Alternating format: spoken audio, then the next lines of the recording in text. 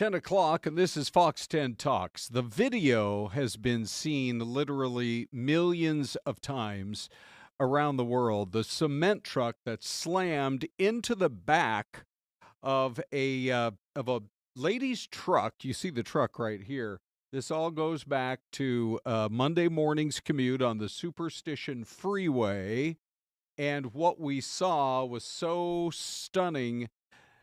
It's just amazing that she survived the impact of that. By the way, we do have an update for everybody this morning regarding that driver who was driving that cement truck. But the woman, Aymee Ruiz, was pulled to safety. And you've seen that video, no doubt. She and her husband, Nathan, sat down with us at Fox 10 to talk about the crash and the moments when she believed her life was probably over. It's a pretty emotional interview. Anita Roman walks us through it. He was coming quick and fast, and just, it was so quick, so fast that, I was a sitting duck there. I really didn't think I was going to make it out. It's difficult for Aymee Ruiz to talk about the crash. I look in the rearview mirror and seeing the cement truck coming really quick, really fast, I just remember just closing my eyes really tight and holding onto the steering wheel, just knowing it was going to hit me. So I just closed my eyes and just hoped for the best. But those moments are impossible to forget. Just that fire, just watching it grow and grow and grow was the scariest moment of my life. Aymee was on her way to work Tuesday morning when the crash happened. Still trapped in the truck, she called her husband, Nate. Told me she had been in an accident, and I tried to ask her, where are you? Are you okay? And she just started screaming that the truck was on fire and just screaming, help me, help me, help me. Get her out, dude. I started feeling way more heat, and I actually felt my hair just start lighting on fire, and then I just felt my whole face just get hot. I closed my eyes so tight because just so many fumes and smoke and fire. And that's when I tried reaching for the open window, and I felt the firefighter's arms. That's when he pulled me out. Anybody else in there? Get back from the truck, get back! I just remember them really just carrying me, and then I just remember slowly waking up and seeing my truck just engulfed in flames, just covered in flames. The driver's seat totally gone, fire coming out of the windows everywhere, and then you start hearing the pops, and then holding in the officer, holding him really super tight, and just hearing him telling me that he's got me. The glass scrapes right here, huge bruise on my leg right here. The crash left Aymee with some bruises and blisters. She had to cut the part of her hair off that was burned. But those injuries heal quickly. The emotional toll, however, will last much longer. Traumatizing. I can't stop reliving it in my head. I don't think I will anytime soon. She's still here today, and I can't be more thankful for it.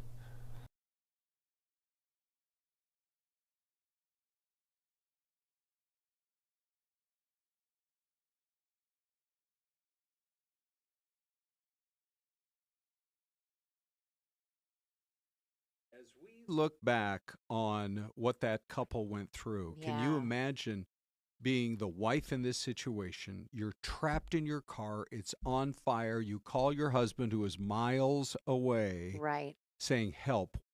What do I do? And knowing that seconds make the difference between life and death. Well, and he's on the phone with her, and she happens to look back and see the flames. Yeah. And then she's screaming for help. He's still on the phone with her, and he's at work. Yep. She said that he was running down 13 floors of stairs at, I believe, a construction site or wherever his workplace was. And he had to get to her as soon as he could. And she said she could feel the heat. You heard in her interview, and her hair and her face. And because, you don't think about it, but all of our cars are, most of them, 90% of them are all electric. Yeah. So her car loses power She can't open the doors. Yep. She can't roll down the windows. Right. And so she is at the mercy of someone who's there. It just makes you wonder also if maybe there's something they could do with these windows so that if you're trapped inside, somehow you should be able to bash your way out if you hit them hard enough. So, Right. we do want to update everybody because we did get an update only about an hour or so ago. The driver of that cement truck, who's been identified as a 42-year-old man from Arizona City, which is about an hour's drive south of the valley, Yes. down beyond Casa Grande. He has now been cited for failing to control his vehicle. That's what we know so far. Whether any kind of criminal charges will be coming later on, we're going to have to wait to see. But then there's this development this morning that I think really does tie into it, Celeste. There's the slowpoke bill that they're Yes. talking about at the state legislature. It just so happens, timing-wise, that there's another one they're looking at that would keep big trucks out of the left lane, out of the HOV lane, basically. It's, let's see, HB 2863 would ban any vehicle with a trailer towing anything from driving in the HOV lane, with some exceptions for tow trucks, paramedics, and public transit vehicles. Right. And I think that something that was interesting, we actually heard from in the chat box yesterday, folks were saying, should those big trucks be in that left lane or in the HOV lane? Right. And that's our poll question today. Well, as a matter of fact, perfect. Let's get right to it this morning because we have over 100 people. It's interesting to me that almost 90% of you say, look, there needs to be some sort of new restrictions. 45% say left lane, HOV lane, passenger vehicles only. Another 42% say take it further and only allow the heavy trucks to be in the right lane only, because a lot of people were wondering, well, why was that cement truck all the way over into the left lane? And by the way, 13% say no, they should be able to kind of go where it is they want. And I'm sure we have people, Celeste, who have plenty of strong opinions on this. Yes, Yeah. absolutely. And we see a lot of these big trucks on our freeways, Yes. Oh my gosh. Mhm. As booming as the East Valley is, Yes. and you're in Phoenix, you're in some more established neighborhoods.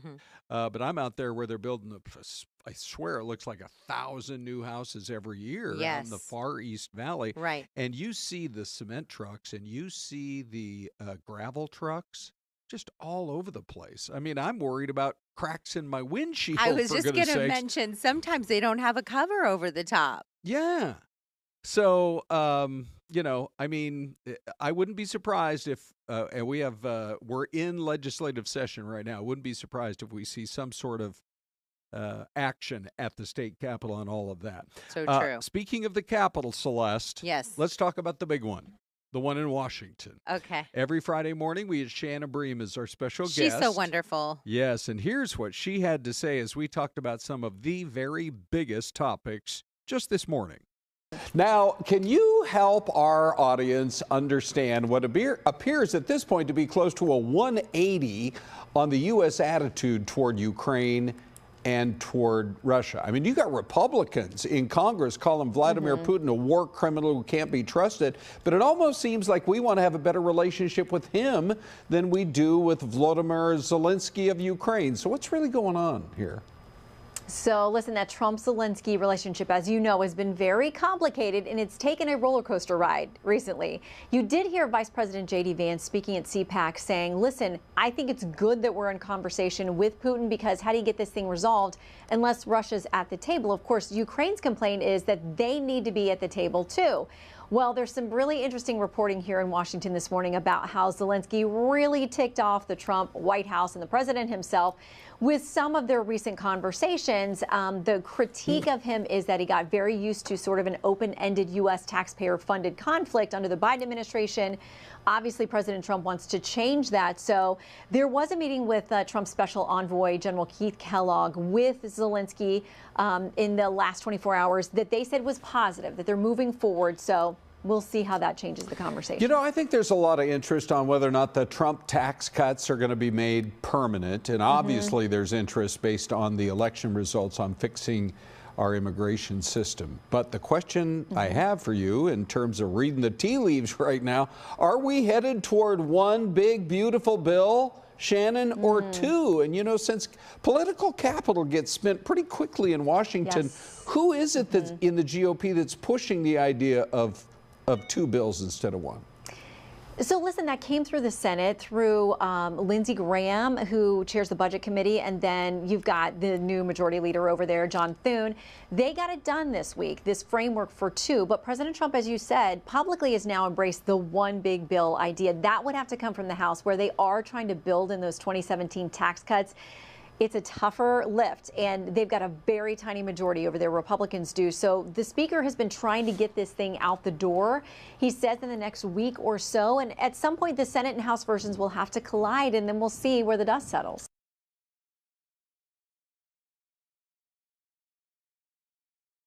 It's interesting.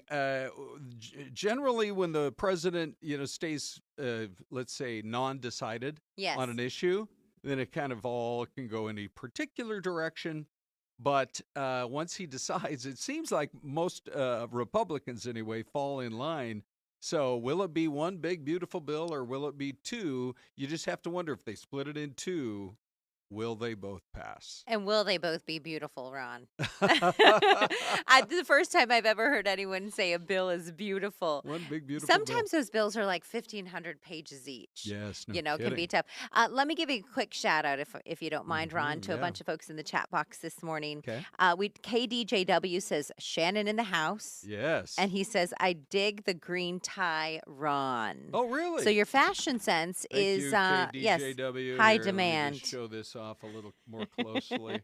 Right there. Okay, well, it looks almost shiny. Oh, yes. Yeah. Oh, you know what I'm now realizing is we're having a little bit of a green screen effect. Oh, that's well. right. Anyway, what else do you And see? then we also have Tyler Lewis.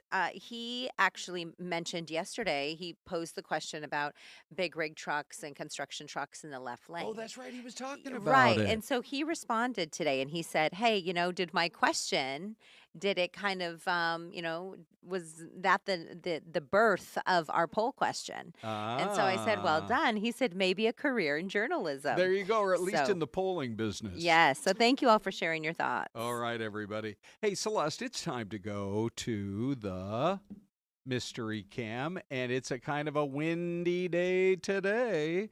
Take a look at that, would you? Nice, kind of surrounded by the mountains. Where is today's mystery cam? You can give us your guesses, and we'll be back in 2 minutes.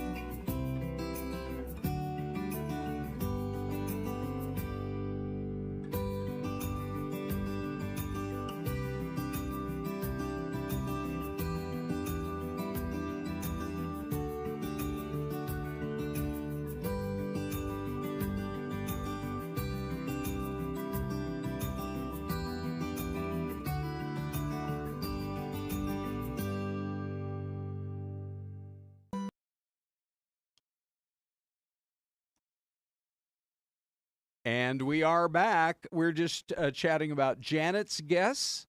We appreciate you being in the chat box there, Janet. She says Portland, Oregon. And Tassi Masi says, oh, it's the other end of the country, Florida. Okay. Linda says North Carolina. Gonzalez says Illinois. And Louis Gonzalez says Illinois as well. All right. Tyler says, I'm from Salt Lake, but I don't recognize anything. Oh, my goodness. Yeah. Tyler okay, Lewis says Idaho.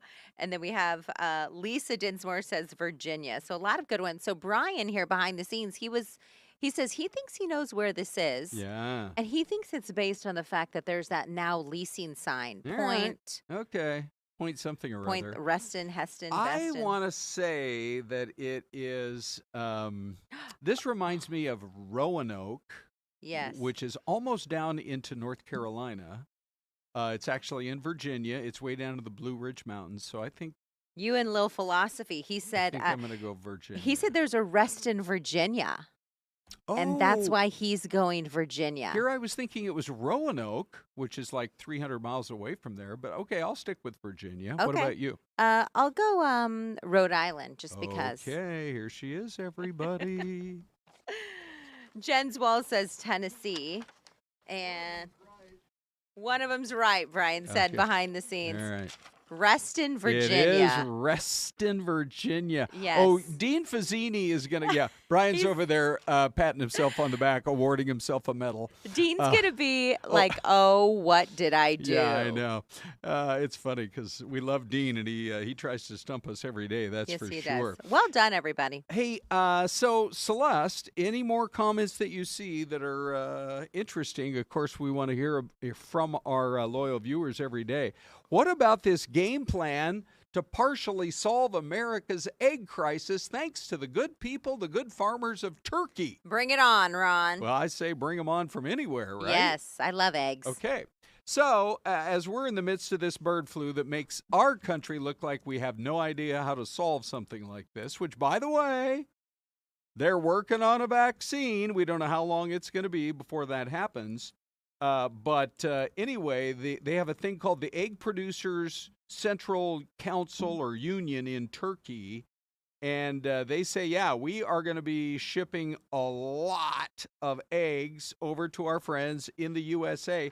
Celeste. Yes, Ron. Guess how much we're talking about here in poundage. Total pounds of eggs that are going to come to America just from one country. From what? Turkey. From Turkey? Yeah. I'm going to go 50. 50 pounds? Uh-huh. Okay. Go a little higher. Just go a little bit higher. Okay. A million. Okay. Believe it or not, 33 million pounds of eggs are coming to the USA. Yeah, I don't know how many pounds of eggs we consume as a country on a weekly basis, but maybe... So there's no tariff on eggs, I guess. Yeah, if there is, they're coming off like in 15 minutes. Right. But they say it's going to fire up pretty quickly, and it's going to run through summer of this year. So the eggs are either on their way. Now, I'm sure they got a plan to not crack the eggs, but sometimes you're on those ocean-going ships. You know, they're going to be doing a little bit of this. Are they on the ocean, or are they going to fly them over? I got to imagine they would fly them over. Question. Yeah, but then you could have turbulence. Then is the worst than when you're on a ship. That's true. Right. Turbulence is never fun. Oh, I know. Oh, Can you imagine? They come in off a flight and they're all cracked. I know. Sherry Nevada Pup, by the way, in reference to the mystery cam, said, cheater, cheater. Cheater. Yeah. Okay, so I did ask folks on here. I said, how much are you paying for a dozen of eggs? Okay, yeah. 48th State Prospecting, by the way. It has watched in the past, but hasn't commented all that often. I was chatting with this person earlier this morning. Do we know where Mr. 48 State is from? Let's see. Let's look a little bit farther. Or let us know in the chat box if we missed it. He says that he pays about $10 a dozen for organic free range. Yeah, you can find them like that. Which is what you're paying for the non-organic eggs, it seems as though these days. It's very close when it comes to that. And so some people aren't even buying eggs. Lisa Dinsmore says we're not. We don't even buy eggs anymore. Wow. You know, because of the price. I know. By the way, Celeste, there was a lot of drama on yesterday's streaming show. I think you might remember I had put in my order that I was going to pick up later in the afternoon at a well-known grocery store. Because about 3 times in a row, I put in an egg order, and by the time I get there, they're all sold out for the day. Okay, what happened, Ron? What happened? I had 24 eggs sitting in the back of my car. Good. I almost felt like going out and opening up a corner stand somewhere and trying to charge $1 per egg. Oh, wow. Like on the corner? On the corner in Mesa? Yes. We would have gotten a phone call. Do you know who I just saw on the corner of Mesa Drive and Main Street? Ron Hoon. Yeah, for sure. Hey, speaking of Mesa, Phoenix, Glendale, the whole valley, do you remember this day 13 years ago? Okay. Can't believe, or actually it was 2013, so that's 12 years ago. This was the day that we all thought it looked like we were driving in snow. Look at the aerial pictures of some of the ballparks. And, that's exactly what it felt like. We flew Sky Fox up overhead. The dogs were loving it. And what it was it was our grapple day. It was just cold enough that some snow pellets and grapple fell on the valley. And for one day in that year, which, by the way, I put the headline up and it said, if you weren't here, then you got to check out the video to take a look at what it looked like, because that's pretty wild. That is really wild. That is right? crazy. Who knows? And have you seen the images of all the there's some water main breaks both in Milwaukee, Wisconsin, and in Detroit, Michigan. Do you see the images? Celeste, I love where you're going with this. Here's what we're going to do. We're going to show those images. Yes. But first, we want to remind everybody that in downtown Phoenix, right there by the ASU campus, and some of those new buildings that are being built, those 20 and 30-story buildings looking out over the metropolis. It is beautiful, sunny day this morning, and we're headed to a high. I think you said this was your perfect temperature, 76? 76, 78, somewhere right in there. Yeah. Right. That's today's weather. Anywhere in the 70s. It's just beautiful. Yeah. Ron, I know you love history, so do you see the Westward Ho there? Yes. Marilyn Monroe. Okay. Frank Sinatra. Nice. Both stayed in that hotel. Yes. For you folks who are watching online, do you see the big piece of artwork that looks like a bird net? Yeah, what is that, Celeste? It's a piece of artwork. I think the artist, he was paid like $1 million for that. Is that right? Yeah, when the Cronkite School and ASU came to downtown Phoenix. Right. Yeah, but just to the left of that, which is to the north, that big tall building with like that antenna on top, that's the Westward Ho. Well, the story, of course, that I remember is it's the opening scene of Psycho. Oh, you're right. Right? Yes. So I wonder if people not knowing, like maybe they watched it as a kid and they were traumatized. Yes. And then they come into Phoenix for the first time ever and they're like, why do I feel so uncomfortable in the downtown area? What's happening? And by the way, why is the tower cattywampus? Yes. I Not sure. don't know. But Lil Philosophy says beautiful buildings in Central Phoenix. Yeah. Oh, Jens Wall says, by the way, Footprint Center where the Suns play in Mercury. Yes. They got rid of the name. Yes, it's I know. no longer Right. Footprint. Yes. Jens Wall says they should name it the Haboob Arena. We are known for them. Yes, we I'm trying to are. remember yesterday's list. We kind of we like the Sprout Center. Didn't That's we like right. that? Yes, Yeah. almost like the Staples Center where Yeah. the Lakers used to be called the Staples Center. I like the Circle K Center, or was it a mini dome? The Circle K Center was 79-cent drinks. Now you're talking. I mean, it's hard to put it all on the roof, but and then there was one other. The Massage Envy Mini Dome, Where you get free massages. Yeah, 5-minute for massages sure. inside. All right, Celeste. Well, it's funny because you know we've been working together so long. I almost anticipated what Celeste was going to say right there. So we have the video ready to go. Look at this guy. I feel so bad for him, and that's why we just showed you sunshine and 76 in Arizona, because there are folks in Milwaukee who are still trying to figure out, when am I ever going to be able to drive my car again?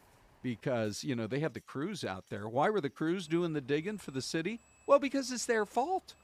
They had some kind of a pipe that broke, and the next thing you know, a whole neighborhood, vehicles were having to be chipped away because they were sitting there in the ice. It's crazy. You Isn't have to that so imagine, too, wild? that depending on how deep your car's into this icy Yeah, condition yeah. that it's causing some issues maybe with the undercarriage of your car. Oh, look, that lady just blew a kiss. The lady whose car was from Oregon. She blew a kiss From to the Oregon. hardworking guys.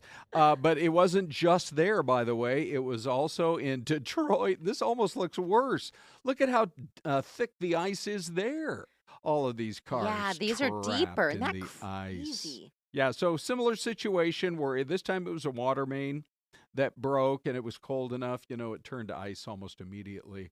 And you got to be a frustrated member of that particular city saying, what in the world? We got to not let water mains break more often in this city. Ron, real quick, big birthday shout out to Sean McGinnis's son. Oh. His name is Anthony Dean McGinnis. We do birthdays, for yeah, sure we do. His birthday. So big shout out to him this morning. All right. Now, Celeste, let me just ask you.